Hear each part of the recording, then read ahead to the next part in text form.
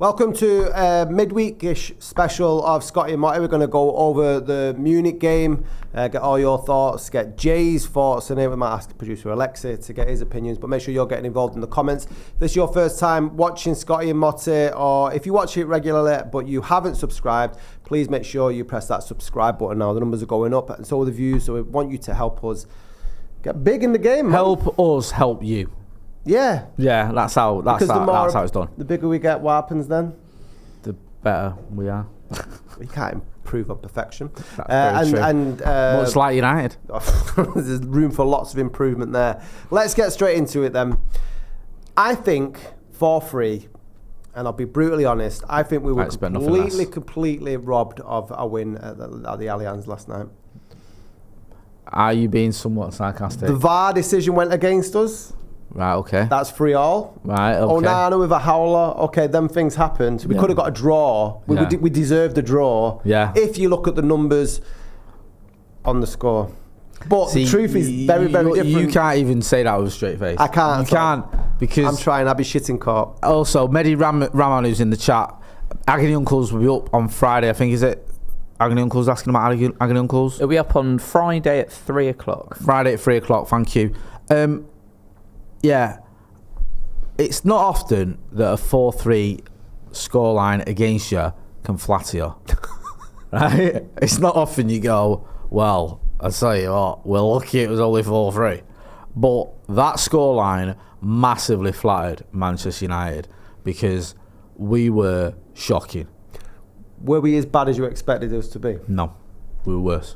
Really? I thought, and I stand by this even after that defeat, Bayern Munich can be got at. They can be got at, right? You can get goals against Bayern Munich. You can punish them. You can hurt them. They're a very, very, very good team. I'm not saying they're not, but they have players that are capable of having one defensively. If you expose them, if you pressure them, if you sort of get in between the lines and stuff, especially between like the right back and the centre back, you can get some joy against the likes of Upamecano and players like that. And we spoke about this before the game. In early doors, we had a little bit of that joy. Yeah. We had some joy. It's easy to just go, oh, we were shocking. We never had a chance. Bayern Munich are so unbeatable. They're not. Yeah, they're a very good team. But we played into their hands because we had that first little spell of 19 minutes where we were having a little bit of joy, looking good. I think Christian Eriksen could have scored. Palestri maybe could have scored. Some people arguing it's even a foul. Marcus was getting down the left-hand side. It was all looking like, okay, the game plan is working. Onana does what he does. And then to make matters worse, within 10 minutes, we conceded the second one. And then that is almost now with this team as well. It's like damage limitation time in your head. You know what Manchester United remind me of at the moment is like, I always forget to charge my phone. So a lot of the time, I'm always leaving the house with 25% battery. Yeah. And that's what United like. You get 25% of the game out of them. And once that's gone, they just fall off a cliff massively. Because they were up against, they were challenging Bayern. And I thought, this is completely against what I expected. Onana howler, and I thought, oh no, this is what I expected the game to go at. Definitely. And the trouble with United as well is when we're bad, we're terrible. Like, it's like, sometimes when your team's performing badly, you'll have like 3 or 4 players who aren't at it, and then the other 7 or 8 or whatever will be on it, and you might be able to get some out of the game, or it's not that bad a defeat or whatever. It seems to us, with United of late, that when things start going wrong, the whole team just seems to get on the same page. Like, everyone's terrible. Yeah. Like, we're not a collective when we're trying to win the game, but as soon as we're losing the game, we're a collective. It's like they all give each other the nod. Yeah. Like down tools. Yeah, like, nah, not tonight. Because like, other than Reguilon, who's new, and Rasmus Højlund, who played well, it was like I was looking at players who I rate, who are good players. I just thought, you poor tonight. Like, really bad choice of passes. The whether it was when to press, when not to press. Decision making in general, some of the sort of the runs they weren't making, and the runs they were making that just made no sense to me. Not tracking the men, not putting a foot in when we needed someone to put a foot in at times, sort of stopping the danger before it got going almost. And then towards the end of that game as well, I think they hit the post a couple of times. Onana did a couple of saves, but on another day, I thought Bayern Munich could have been out of sight. It could have been. Yeah, it could have been a whole lot more embarrassing, and the scoreline definitely flatters us. I mean, there's loads to go out in terms of what you expect to happen on social media following Onana's howler. Everybody was making the comparisons. We should have kept De Gea. We'll talk about arguments with that. The defence just seems completely... There's no shape to it or any sort of leadership. The amount of times like Sane was allowed to run through before they'd even scored. Do you know what I mean? Like, it was evident that he was the sort of man that you needed to keep an eye on. So I think we were missing Varane there as and when he comes back. The midfield is just... I messed up on Twitter last night because I said Casemiro will go next season. He's past it and all this, and he goes and bloody scores, don't he? But aside from that, he had a terrible game again. It was mad as well because like I seen he got man of the match on someone voted man of the match on, like, from the United point of view. One of these websites or whatever has put probably our man of the match, and he's getting a load of pelts as a kid who posted it. Say, oh, what are you on about? It was shocking. And I think, well, you have to choose someone from United's team. Can we give it regular on them? Yeah, but it's not like that beyond the realms of possibility that you give it to a guy who's got you a brace. Like, yeah. That's my point. And people like losing their mind at this suggestion. I thought, it's not that daft, because it's not like we had loads of good players. I personally probably would have given it either Reguilon or Rasmus Højlund, but I understand the idea of, all right, this guy's at least got us in the game with got a couple of goals, so I'll give it to him. But yeah, there was no one really like that, other than the two players we mentioned, Reguilon and Rasmus Højlund, who massively stood out as having a decent game. For Eriksen, who I like, got exposed for his weaknesses. The things that he's not good at got exposed. Like, he's not a tackler. He's not someone that throws himself about, and he was just getting walked past at times. And then it's almost like Scott McTominay said, "Bro, you think Eriksen's bad? Wait till I get on." Like, all my bear, watch this. And he got on. He came on and did nothing. Absolutely nothing. I don't understand. Like he runs around when he's not supposed to. You know what I mean? And then when he's supposed to run and track the balls, like I think that video went viral, didn't it, about him not running around. But he just seems there's very little sort of intent. He just looks busy because he bounds around. Yeah. I've never seen such pointless running since I watched the film Forrest Gump. Don't even run around like bloody like a schoolyard bully looking for someone to hit. There's no sort of... I don't get it. And there was Palestra had a quiet night. To be fair to the kid though, go to the Allianz Arena when you've barely kicked the ball for United into one. Marcus got his assist, didn't do much else, to be honest with you. You need Marcus Rashford to step up in those games. These are the types of games Marcus can step up in, and also I wanted to see him get it up and kind of like he did when he was at Leipzig, but that didn't really materialise. Bruno did what Bruno does when things aren't going his way. Tries too hard. I know that sounds silly, but I like the fact he will run back and put a tackle in. He did that a couple of times, but then shooting from silly positions and just he almost gets angry with himself as well, and just starts trying too hard and try to do too much. And you need a little bit more composure in Champions League football in general, but you can't just be doing that. No. You need a calm head. Yeah, and just it's similar to the Scott McTominay thing. Just to be seen to be doing something, but if you're not doing it right, it's pointless exercise. Exactly, you've nailed it. And then you look at the defence. Martinez, for me, I love him, but he's not quite looked the same player since he come back from his injury. Lindelof looked a little bit ropey in terms of his positioning at times and his decision making again. I think was it the fourth goal where I can't remember because I was moulding into one. But if I'm being kind, if I want to be positive, I should say there are some positives. One, for the first game, to be Bayern Munich away in the group, we always knew that was going to be tough, and that's the one game we probably go, okay, if we're going to lose any, that'll be the one. We can still qualify. Like, I'm not overly like, oh, that's it, it's done. We do have to perform better though, because I don't think if you perform like we did it for that second half in particular, you won't even beat Copenhagen, let alone anyone else. No, Galatasaray away doesn't look like an easy fixture either. No. Do you know what I mean? No, you're right. And given Brighton just turned us over at the weekend, we are obviously susceptible to dropping points at home. In terms of like fixing the problems, then, do you see that Ten Hag needs to do something different, or is this just going to be a case of a waiting game for injuries to come back and sort of, you know, the team should gradually get better as we get better players in? Or do you feel like we're sort of missing something for instruction? Because what I seen a lot of last night, I mean, you touched on it before, it's just sort of individual people are making certain errors. Do you know what I mean? Not errors, but they're playing their own game. Yeah. Do you know what I mean? Like when you were looking at the pressing, two will press and one won't, and it's like it just doesn't make any sense. No, it doesn't. Like if you're gonna press, you have to press as a unit, or you know what I mean. You can't have some of you doing it and others aren't. It just makes no sense whatsoever. And that's what we're seeing at times. Just an update as well. The Scousers are 1-0 down to Lask.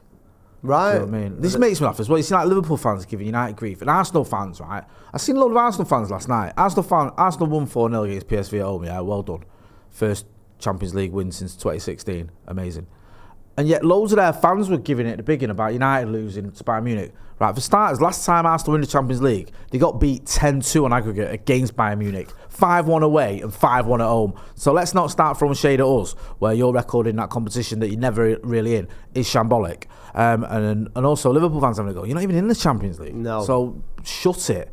A couple of comments I'll get into. Jim Mack says, I accidentally booked an Indian restaurant last night with the family. I'm glad I missed the game though. The lamb chops were banging. I'm not panicking. In Erik Ten Hag we trust. Sam Z says, love the show guys, your top draw. United ain't now. Bodge 35 says, Regulon is our new passion merchant. Lad put a proper shift in. I've seen Santa Notch in there as well. Santa Notch says, it's all about the lack of effort. If we have no quality, at least make it hard for them. All their goals were avoidable. Yeah, just on the goals. I hate using this word, right, because when you use it, people just come for you. But it can happen, and it does happen. Do you think there's, even though we did deserve to lose, we did, do you think we were a little bit unlucky with a couple of those goals? Like, genuine. I know you've saying it before, but you've been a bit tongue-in-cheek. Yeah. Well, what the howler, obviously that was a mistake. That's a mistake. The penalty as well, I feel like. Oh, the penalty was an absolute farce. Farce, even. Nice. Yeah. I also feel like, I was annoyed with Eriksen, and I think producer Alexei said this as well, for losing the ball in midfield. I wasn't annoyed with it because that led to the corner, because he lost it and then just didn't put a tackle in. It was a cheap ball to give away. The handball I don't really blame him for. Even, right, and this is a massively unpopular opinion, even their second, because the two aren't mutually exclusive, we don't pick Gnabry up, but also the kid down the left hand side gets a little bit lucky with it, bobbles or in everywhere, and then he sort of just like fires it over to Gnabry. So there was a little bit of luck there, but I mean, I'm not going to start saying that's what did us. It's just, I get the point I'm getting towards is, at the minute, right, with United, well, with football in general, sometimes certain things go your way. Yeah. Right? You have a little bit of fortune where things just seem to be going your way all the time. I mean, you were talking earlier, you know, like when Ole took over as caretaker. Yeah. And as caretaker, he did a fantastic job. There's no denying that. But it felt like you were in that sort of form or in that situation where all those little things that can sometimes go against you are going for you. So the decisions are going for you. The ball bounces. You get the rub of the green, don't you? It just felt like everything was just sort of clicking into place for us. And you do make your own luck a lot of the time, but also you get a little bit of luck where it's going for you. United this season, we've been awful, so I'm not saying we haven't, but also little things that could have gone our way haven't. I get that, and I like the way you're trying to find a silver lining in what was a very dark cloud, but you could flip it on its head and say that, well, we have got lucky with the Onana decision that they didn't get a penalty against Wolves where we ended up getting 3 points, because that could have gone the other way. Yeah, it could have. Last night when Munich hit the post twice, was that not Manchester United getting lucky because the play leading up to that was better than the sort of play through Gnabry? It was a more of a sort of, they were cutting through like butter towards the last stage of that game last night. Yeah. Do you know what I mean? So that was lucky that we didn't lose by 6 goals last night. I think on another day it would have been a lot worse. I just feel like every game there's certain things going on, you're going, maybe since the Wolves game wasn't really like that, but Arsenal, we were obviously talking about the Garnacho thing that could go either way. The Spurs game, the handball that everyone keeps posting now because of that handball, even though it's UEFA seems to have different sort of levels, don't they? It just feels like everything is sort of, other than the Wolves game, is going against us, and we're terrible.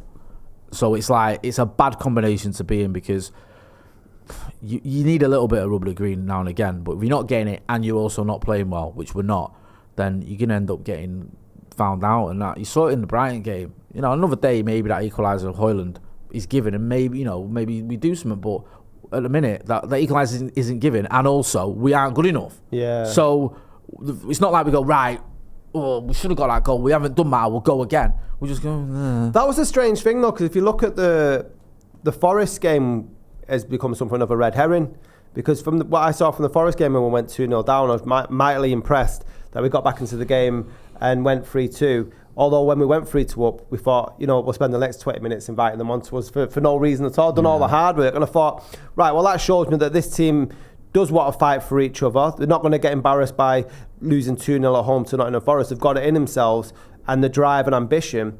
But that's a red herring and outlier compared to the rest of the season, because what seems to happen now, when they're not getting the rub of the green, it's all like, oh, what's the point? Sack it. Do you know what I mean? Like big amateur dramatics, just... Yeah, I agree. There's definitely issues there that Erik Ten Hag's got to get a grip of.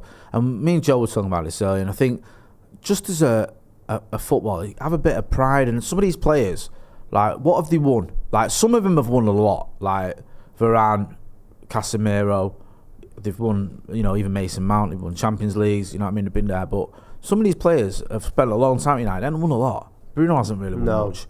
Marcus hasn't won a lot compared to some of his peers. Luke Shaw hasn't won a lot. I know he didn't play last night.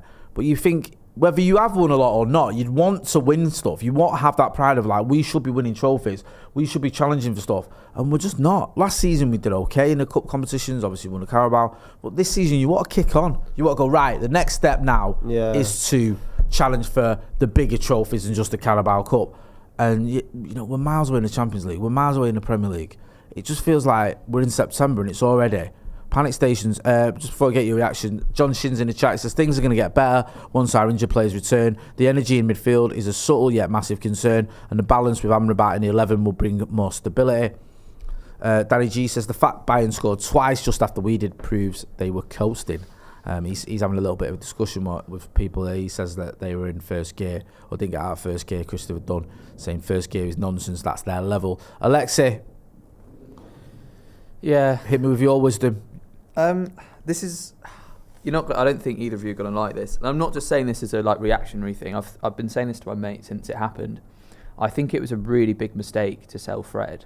And the reason I think that has been kind of further... You're not going to get a disagreement from him, am I? Oh, mate. He was a card-carrying member of he's a founder member of the Fred. I was the director of the Fred Appreciation Society. I was saying the same thing to my brother on the way in here when I said we're going to be doing a show tonight. And he goes, "You shouldn't have sold Fred." So why keep McTominay and sell Fred? When Fred, is susceptible to mistakes, but I thought he'd better play than Scott McTominay. Because I think for me, there's been loads of issues this season. Obviously, on and off the pitch, it's been chaos. But one of the biggest issues in the last two games, there's no energy in midfield. No one's running even. There's just nothing there. And against Brighton, there was a point where I remember just one of the Brighton players, they did two passes. Kind of ran past McTominay, and McTominay went, oh, well. And he did the same yesterday. And Eriksen doesn't defend, really, does he? And, obviously, the counter-argument would be, well, he's brought in Amrabat. He's brought in Mount. And it is unfortunate they're both injured, but in your head, you should probably think, what happens if two of the midfielders get injured? Because that can easily happen. Or you're rotating. You have to be able to trust the ones below. And McTominay and Eriksen just aren't good enough against Bayern Munich and Brighton and Arsenal. And we saw it, I thought after the FA Cup final, I remember me and my mate were on the coach back and I said two things. I said, I think that's probably the last we see of De Gea, to be honest. But I also thought we won't see Eriksen play in a big game again. Because I remember he got taken off about 60 minutes and he was getting run absolutely ragged in midfield. He just couldn't handle it. And he couldn't handle it yesterday either. And I just think letting Fred go was a mistake because he's not great all the time, but last season, I remember against Spurs, it was one of the best performances I've seen, and he scored against Barcelona. Yeah. And I don't know why we've let that go for 15 million. It just doesn't. I just don't get it. It's the thing that I think Fred does that sort of gets overlooked.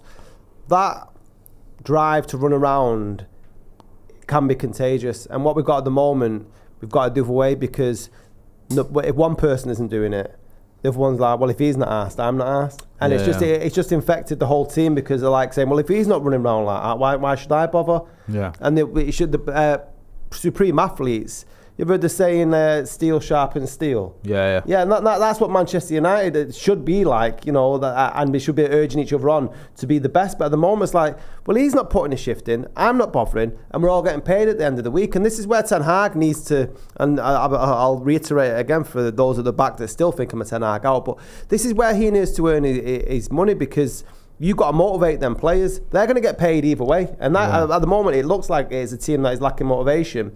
And if your prime motivation is to get paid, then you're going to get it anyway. So what is your drive? No, you're right. And the sad thing is we go through this cycle all the time at United. We have the the good season under a new manager. Jose won 2 trophies in his first season. Van Gaal wasn't amazing, but he got us back into the Champions League. It's like we have that one good season, you go, right, okay. And then the second season, usually, there's a tail off. It does feel like Groundhog Day. And it's the same old thing. And what happens is the manager will get into a position where he's no longer picking the best players. He's picking the players that turn up for him. He'll have his group of players. He thinks he'll show up for me. He'll listen to me. He'll do the job I need him to do. We've seen it with managers at United before. And then if it does go wrong for Erik ten Hag, and I hope it doesn't, and I like the guy and I think he's a good manager, but if it does, we'll be on rinse and repeat like we've been for the last 10 years. It'll be a caretaker comes in. I think Alexei said the other day, it'll be Steve McLaren to the end of the season. The season will be written off as soon as that happens. Yeah. It'll just be like, we're not going to do anything this season. We'll just steady this ship and go again next season. So you've written off another season. Next season, new manager comes in. We'll throw a bit of money at him. It's our money, not the Glazers. I'm aware of that. He'll buy a few signings. He might do all right, get us, top 4 or win a FA Cup or whatever. And then the following season, these players will think, I can't bother anymore. And he'll have the same issues he already had in the meantime as well, having to get rid of the signings that the Erik ten Hag had made because they're not his signings. Yeah. So we need to get out of this cycle, man. We just need to break it. We were talking about this on Monday, and that's what worries me. I just feel like we're just in this never-ending cycle of manager comes in, does all right, buys a load of players, then the wheels come off. Caretaker comes in or a new manager comes in, gets rid of the players the previous manager bought, does all right for a bit, then the wheels come off. Next manager comes in, gets rid of the players the previous manager bought. It's just, it needs to stop, man. And I hope Erik ten Hag can be the man to stop it. But he has to do it himself because he's not going to, the upstairs aren't going to have the same sort of logical thought processes as you. They're just going to see a string of bad results and worry about sponsorship money. Like, we'll just do the same thing again because regardless, what doesn't work for United fans in the stands watching the game, this rinse and repeat works perfectly as a business model for the Glazers. Do you know what I mean? They make a shitload of money of it. So it's not, the be all and end all if we do get rid of another manager. How bad would it get though? If, say, this football's as bad as it was under David Moyes, and I don't say that lightly, but March, we were 7th, got knocked out by Munich, haven't we, when we sacked Moyes? Yeah, I think we've been knocked out by Munich, yeah, you're right, in the quarter-final, yeah. And then he was sacked not long after. If we're 7th in the league and out of the Champions League race, do you think that could be a defining... They seemed to press the panic button, didn't it, with Moyes, when it was mathematically impossible for him to get Champions League football. I think the Everton loss made it. So I think that could happen again. And this is why a lot of people say that the last thumbnail was clickbait and we're saying like it's crunch time or whatever. I really believe we've got City on October the 29th. Now, we should win the 4 league games we've got up until that point. If we drop 2 of them to losses, and I think it'd be a fight for top 4. No, I agree. Because that games we should be beating. Because I don't think we're going to beat City. I don't think we're going to beat Liverpool. Yeah. Either at home or away. So you can write them off. Do you know what I mean? And other teams are playing well and picking up points left, right and centre. So life comes at you fast, man. It does. And the thing is as well, last season we got 3rd, which is a great achievement. I'm not knocking that. 3rd in a trophy, I thought was a really good first season for Erik ten Hag. But you also had a Chelsea side that had imploded, to be fair. They've carried on imploding. Liverpool weren't really at it. No. I know they're losing tonight, but they've looked better in the league this season. Spurs under Postecoglou look much better this season because they weren't at it last season. Arsenal have carried on from where they left off. City are obviously City, and it's not even a debate. Newcastle been a bit erratic, you could argue. But Brighton are in the mix, so it's not getting easier. No. To sort of get in the top 4. It's not like, last season we were up against all the big boys who were doing really well and we got top 4. Last season a lot of the big teams struggled, and if they turn up this season, which some of them are already looking like they are doing, then it's going to be very, very difficult to get that top 4. And then where does that leave the manager if we don't get Champions League football? Because that seems to be the minimum requirement. It's very similar to the sort of was it Ollie's second season? Because I think his first season did he finish 2nd or 3rd? Finished 3rd in his first full season and then 2nd in his second full season. Yeah, and then that was another season. Didn't Liverpool have a massive fall off that Yeah, year. yeah. I mean, So we let them in the back door into the yeah. Champions League as well because they beat us at Old Trafford, didn't Yeah. they? Which sort of helped them get Champions League football when at a time it looked like they weren't going to get it. So, yeah, I mean, listen, I'm not blaming Erik ten Hag. You can only do your job, and if Chelsea and Liverpool and Spurs and all them lot Yeah, but aren't do doing your theirs, job. You yeah, know, like, what I mean from last season, like, yeah, you know, yeah, oh yeah. they're not doing theirs. It's not his fault because, you know, you could argue Newcastle were better than you expected. Arsenal were better than everyone expected. I certainly didn't think Arsenal were going to finish second. But for this season, you're looking at, you're going now, he's got to improve massively because some of those teams I've mentioned have improved. They have got their act together and they are looking like they can maintain a top 4 challenge at least. Get involved in the chat and the comments. Says Sancho done nothing. Sadly not, says seems to be a lot of silence about Ollie's interview and the things he exposed. Have you read the interview with Andy Mitten and the I've seen Athletic? some of it. Do you want to go through some of the talking points? Yeah, we can do. There's an interview with the Athletic that Ole Gunnar Solskjaer gave. Was with Andy Mitten with the Athletic. I think You're it was saying that some players yesterday. refuse to train. Is that correct? Yeah, I've got it here. And he said, he said a lot of things in it about his time at Manchester United, of course. I'm just trying to find, there is a bit where he said there was players, that basically they didn't train because they wanted to leave. So they just more or less just didn't train. And that was what he was saying. And it's like, I couldn't believe that when I saw that. I think, how can a player playing for Manchester United tell the manager, oh yeah, we're not going to... I'm not bothering because I want to get a move away. Yeah, which is what he said. Which is quite funny because the what from the outside it looked like. I mean, up until it got really really bad, like he had a happy camp. I mean, a lot of people were saying that it was like a Butlins, to play for Manchester United because he wasn't a disciplinarian. But to hear that people wanted to move away, but he doesn't name them as well, which I think, if you're going to say a statement like that, just say it. Yeah, let people know. Yeah, no, it is interesting because now there's a lot of speculation. So here's what he said. He says, Andy asked, did you feel the players threw you under the bus as some of your former teammates have stated? So I think Roy Keane or one or two others have said like these players throw him under the bus. He says, no, not really. Some weren't as good as their perception or their own perception of themselves. I won't name names, but I was very disappointed when a couple turned down the chance to be captain. I was also disappointed when others said they wouldn't play or train because they wanted to force their way out. I'm just saying that to your boss. I'm not bothering. Why? I want to leave. Right, okay. Well, if that happened in a normal environment, you just go, right, well, if you're not going to work, you're going to get sacked. Yeah. You go. But obviously football's different, isn't it? So it's... Yeah, that is really deflating. He's asked about the Glazers, which I'm sure a lot of you were curious about. He said, in my conversations with them, they were honest up front. I had to be patient and mentally strong, which is quite an interesting line. Yeah, that's a strange point. And I was. And they've backed the manager now.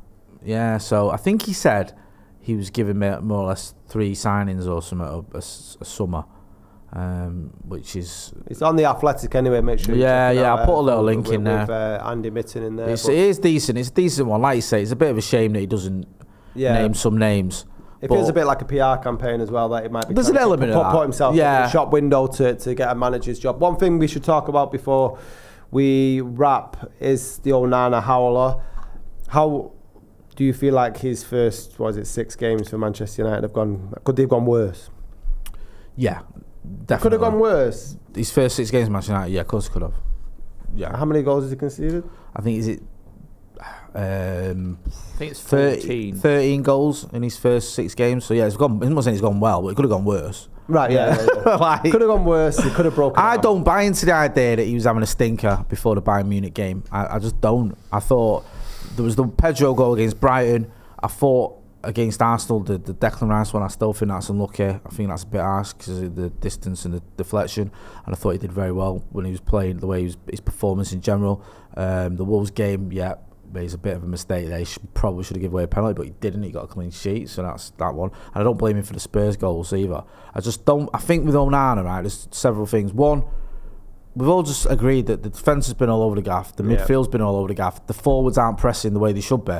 Where does that leave the goalkeeper then? He's going to leave him exposed a lot of the time. I think there was a stat as well. He's had 30 odd shots against him, I think, in the Premier League, which is a massive amount in a short amount of time for a goalkeeper at Manchester United. Also, as well, he's 6 games in.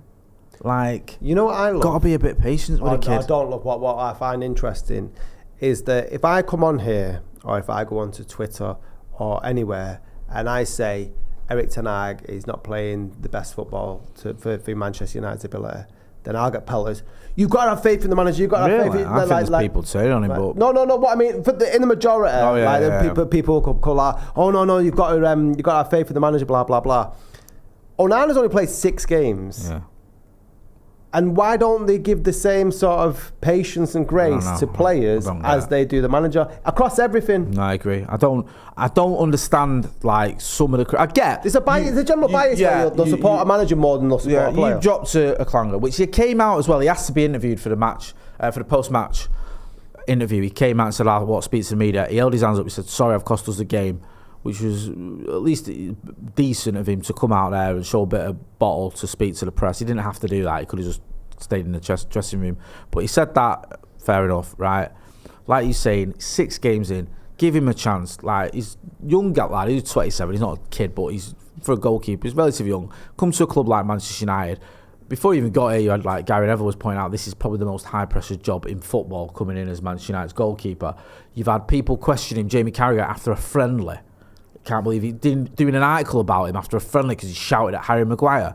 Jesus Christ, bro! Have you ever been to a football match when Harry Maguire's played? He's not the only one shouting at him. It's like, what are you on about? Why is that become an article and a big? Did you see the irony? Did you see the irony in that article? I think it was Barney Ronay who writes for the Guardian. I saw that. And did you see what he said? And he's saying like, well, Carragher's just done the same thing to Onana. Because if Onana's criticising singling out Maguire, why is Jamie Carragher doing the same thing about Onana? Exactly. It's exactly the same sort of thing. He's doubled down as well, didn't he? I saw Carragher replying to that. He's like, people had sent him loads of clips of Onana shouting when he was at Inter, and he was saying, oh, he shouldn't be shouting at the club captain.